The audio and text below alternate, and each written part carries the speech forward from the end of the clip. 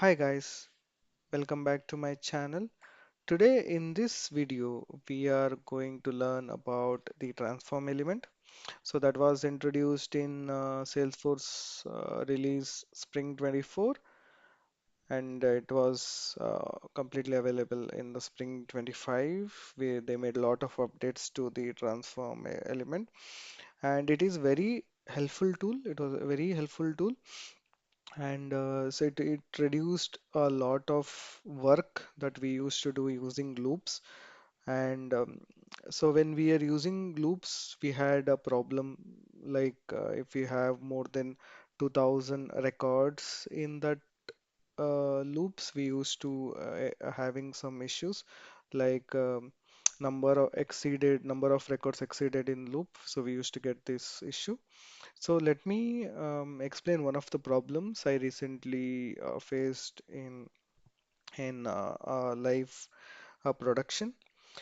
So we had created a flow that used to count an amount field, a currency field in a child object, and we used to sum and get the average, and we used to store it in parent, and we used flows to do it.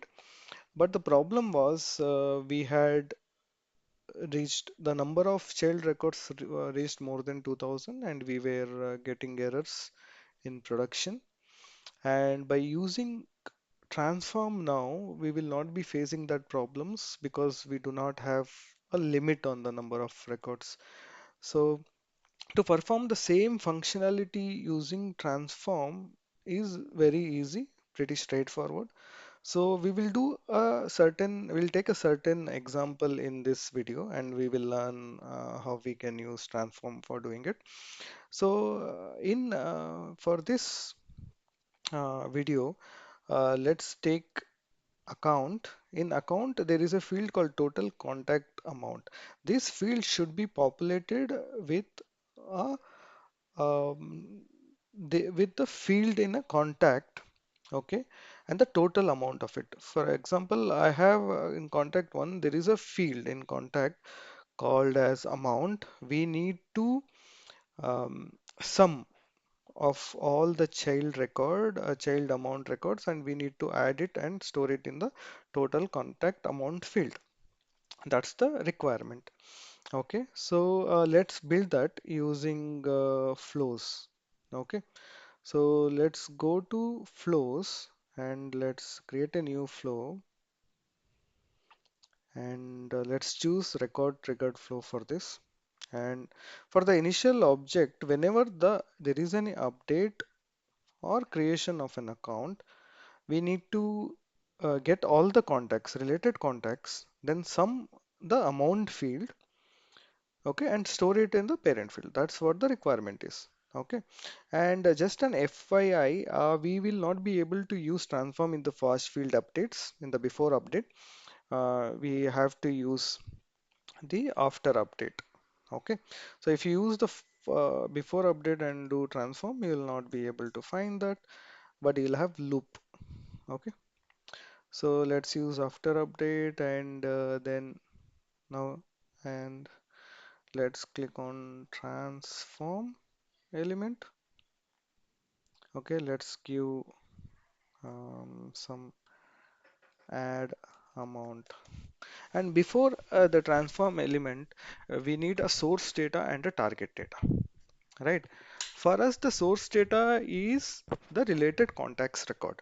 So for that, we need to first get the contact record. Okay, so let's before that get records contact, and just do contacts, something like that. It's fine. And do contact, and here we will choose field where account ID equals the triggering account ID, and we'll choose all record and then choose fields. Let's choose ID and amount field, and then just let's close this.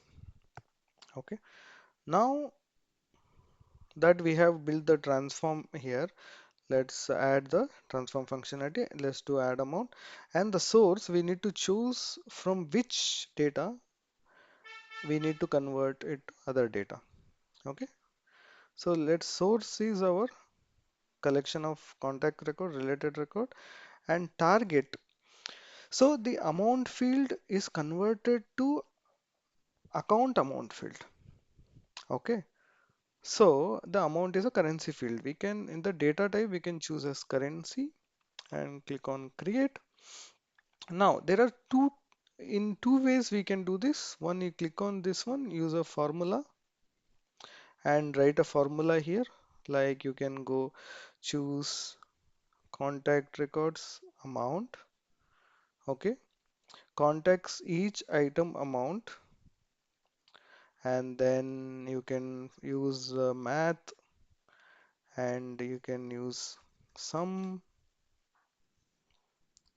You can use the, sorry, you can use math functionality, or you can just use add, right? Just add each contact, each amount, plus add each amount. Okay, something like this. But you can look about this formula. It's used to add like first name plus last name. You can use each amount for each record. Use first name plus last name. You can do that. Okay. So I'll delete that one. And there is one more way of doing it. It's called the aggregate functions. In order for that to appear, you can click on contacts collection, click on this, and you would end up getting the aggregate function. Here, when you click on, for us, for this requirement, we had to use sum. So we click on sum. It's asking which field we need to sum. You can choose amount. Okay. So what it's going to do is you take each record, it's going to sum that amount, and it's going to store in this output field. Okay. So let's save this. Calculate total contact amount. Let's save this flow as name something like this. Let's debug and let's use this Burlington account to update it. Run. So if you see, the total that it provided was 40. Okay, the value is 40. How did we get 40? It added these three values. Okay, so if you see in Rogers details, there isn't any amount. In test 1 we have 30, and in test 2 we have 10. So it added. Okay, it added 40, 30 plus 10, and this value we could go to edit flow, and you could just update record. Go to update triggering record and just update the field. You can use total contact amount and see transform, there is the element add amount. So whatever the value is there, it's going to get updated to this field, and that's it. With using minimal elements, we could complete this requirement. Okay, so let's do some more updates. So if we want to, let's say I want to count, and then let's save this and go back, debug, run.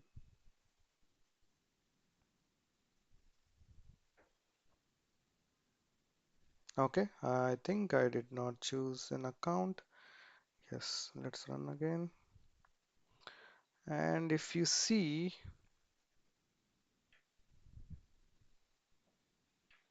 see,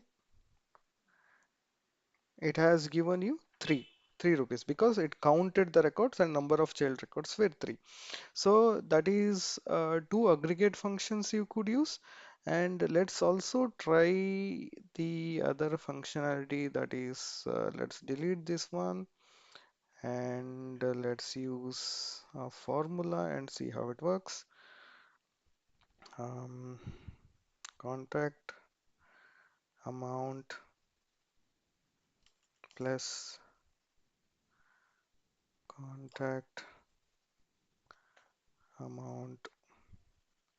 Let's do like this and let's see,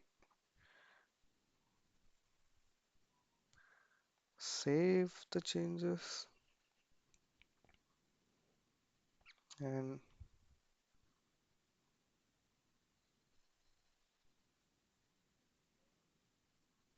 when you use the formula, the source and the target collection type should match.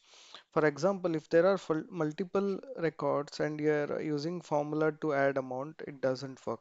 So what you could do is get the account record and we'll take maybe like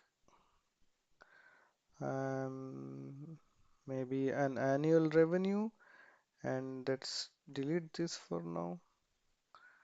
Like annual revenue, click on this formula and go to the record annual revenue. Okay, and click on save. See, we don't have any error. Go to transform, see annual revenue gets you can get using formula. You can also do that, and you can also update annual revenue. We can add plus 10, check syntax, and then save. Yep, it should still work. Okay, that is one functionality, and there is another value. See, if you see formula, but we have another option also. If you click on this, you can delete this, and we have value. Value is, you can just add 100, and it just going to keep 100 in that currency field, add amount, and it's going to display 100 for you. Let's run for Burlington account. Let's see, as 100.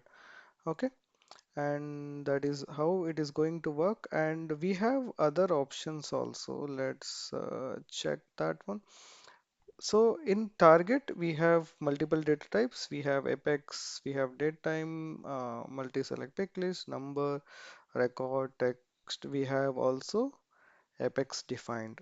So using apex defined, you can create. So to take that example, I have created one apex defined variable class called as contact wrapper that has contact ID and new description. Okay, so both are aura enabled. So once you go into this here, so Apex class, and if you search for contact wrapper, click on create,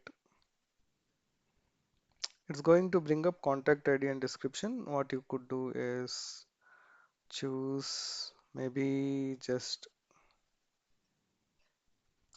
delete this one, get contacts, and I'm just giving an example. You can't add this one.